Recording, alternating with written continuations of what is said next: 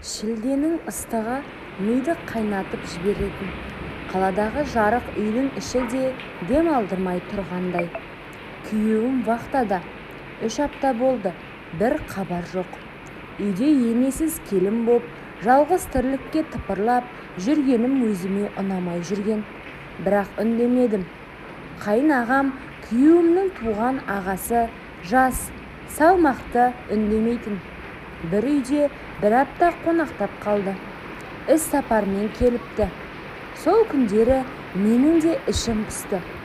Күйеуге шыққалы көп нәрседен махрұм қалдым. Жасым 23-те ғана, әлі де әйел болып еркелегім келеді. Бірақ күйеуім қашанда салқын еді.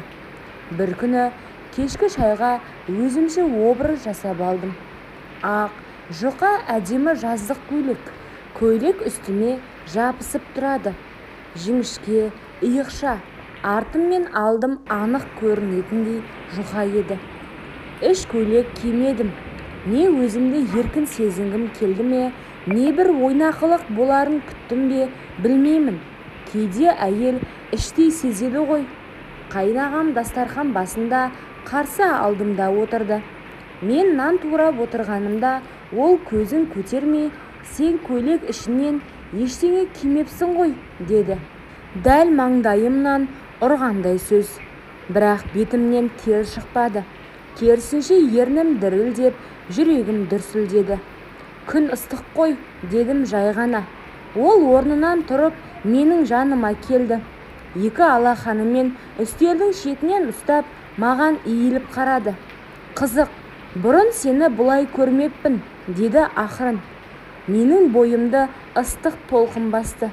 Көйлек беліме жабысып, алдыңғы қос жағымның ұшы көйлектен тікірейіп тұрғанын сезіп тұрдым. Мен орнымнан тұрайын деп ұмтылғанда, ол қолымнан ұстап, бүгін сен еркін жүріп келесің, маған осылай ұнайсың, деді.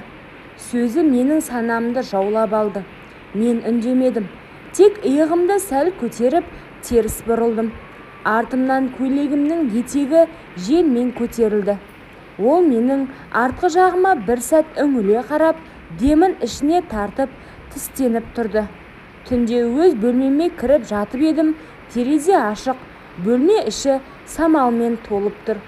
Бір сәт бөлме есігі сықырлады. Ол келді, бірақ есікті жаппады. Мен ұйықтап жатқандай болдым.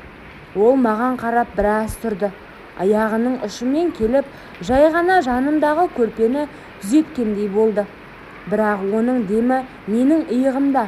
Иісінің өзі мені әлде қашан шешіндіріп үлгерген еді. Мен көрпемнің астында жатқаныммен жүрегім дүрс-дүрс соғып жатты. Қайнағамның демі иығымда, иісі ішіме өтіп кеткендей. Ол орнынан қозғалмай ұзақ тұрды. Мен ештеңе болмағандай жастықты құшақтай жаттым. Кенет ол менің шашымды сипап өтті. Сол сәт денем тоқпен шарпылғандай селк етті. Кешір, бірақ сенің денең үндемей шақырып тұр, деді дауысы сабырмен. Мен ештеңе демедім.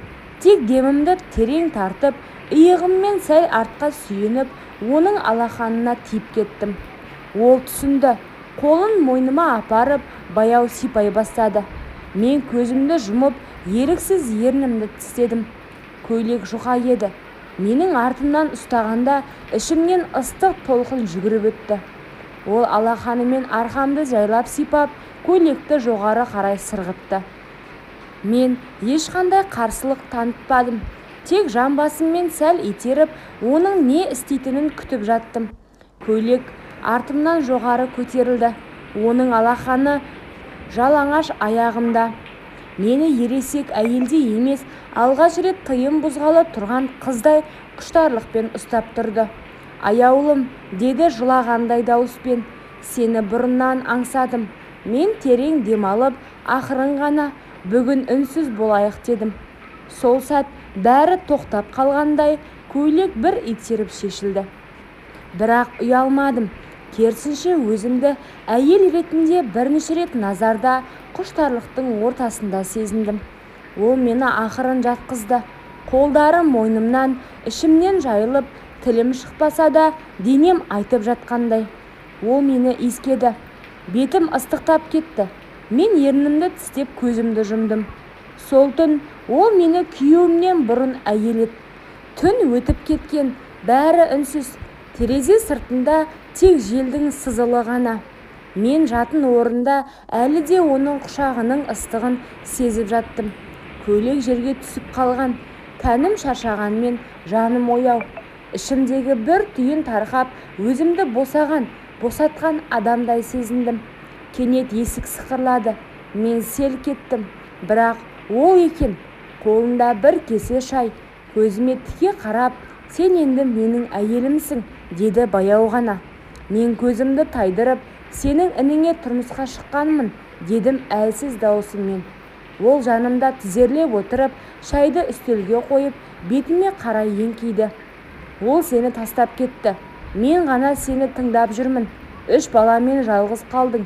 Бірақ мен әр түніңді естідім.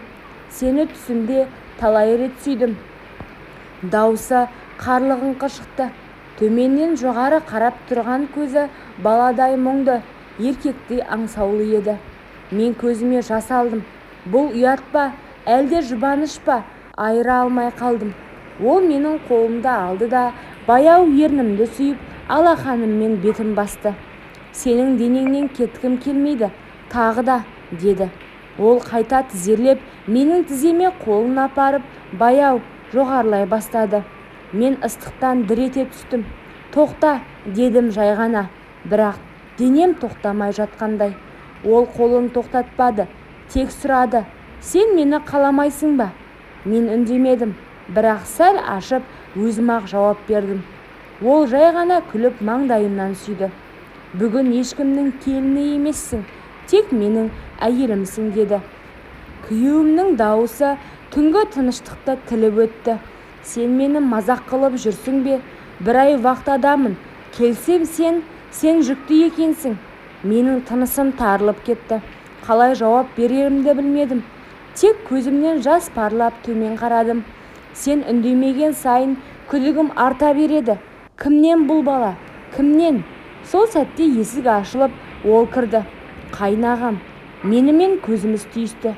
Күйеуім оған бұрылып, сен неғып жүрсің? Бұл сенің шаруаң емес. Бірақ ол тік қарап, бұл бала менікі, деді жай ғана. Үй ішінде өлі тыныштық орнады. Күйеуімнің көзі шарасынан шықты. Сен не дедің? Сен менің ағамсың, ол менің әйелім. Сен не істедің? Қайнағам сілейіп тұрған інісіне қарап, мен күнде осы үйдің әр бұрышынан оның жылағанын естідім. Сен жоқ кезде мен жүріппін, бірақ бұл ойнас емес. Мен оны шын сүйіп қалдым. Күйеуім орнынан тұрып, екеумізге алма-кезек қарап тұрып, жүріңдер, екеуің де бұл үйден кетіңдер. Сен енді менің әйелім емессің. Менің анамның жатқан топырағы асты үстіне келер мұндай масқараға, деп айқай салды. Мен үнсіз жылап тұрдым. Оның айғайы емес, жүрегінің жарасы көбірек ауыртты. Сол сәтте есікті тарс жауып, үйден жүгіріп шығып кеттім. Арада 3 жыл өтті. Қолымда 3 бала, кеудемде өткеннің салмағы. Қасымда ешкім жоқ. Күнде кешке балаларымды ойнатып, ұйықтатқан соң терезеге қарап ұзақ отырам. Ол екеуі де жоқ. Күйеуім мені кешірмеді, қайнағам қабарсыз кеткен. Естігенім, ол басқа қалаға жұмыс ауыстырып кетіпті. Біреулер үйленіп алыпты десе, басқалар жұрттан қашып жүр дейді. Ал мен ештеңе демеймін. Тек балаларымды күн сайын құшақтап, сендер менің бақытымсыңдар, деймін. Бір күні балам, анашым, әкеміз кім деп сұрады. Ішім қан жылап тұрса да, сендердің әкелерің көкте, жүректеріңде, дедім жай ғана. Бұл оқиғада ешкім жеңген жоқ. Құмарлық жеңді.